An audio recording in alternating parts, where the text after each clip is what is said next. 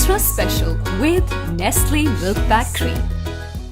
खबर शामिल करते हैं इलाहाबाद से। जमाला हाशमी की रिपोर्ट के मुताबिक इलाहाबाद पतंग फरोशी और पतंगबाजी की रोकथाम के लिए इलाहाबाद पुलिस मोहतरिक थाना इलाहाबाद पुलिस ने कार्रवाई करते हुए सैकड़ों की तादाद में पतंगे और चरखियां बरामद कर ली।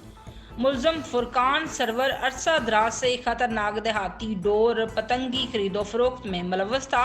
पुलिस थाना इलाहाबाद ने पहले भी मुतअद्दिद रेड किए लेकिन मुलजम फरार होने में कामयाब हो जाता था।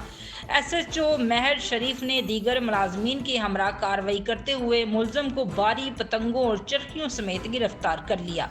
मुलजम के खिलाफ नाइट फ्लाइंग एक्ट और दीगर दफात के तहत मुकदमे का अंदराज करके कार्रवाई का आगाज कर दिया है।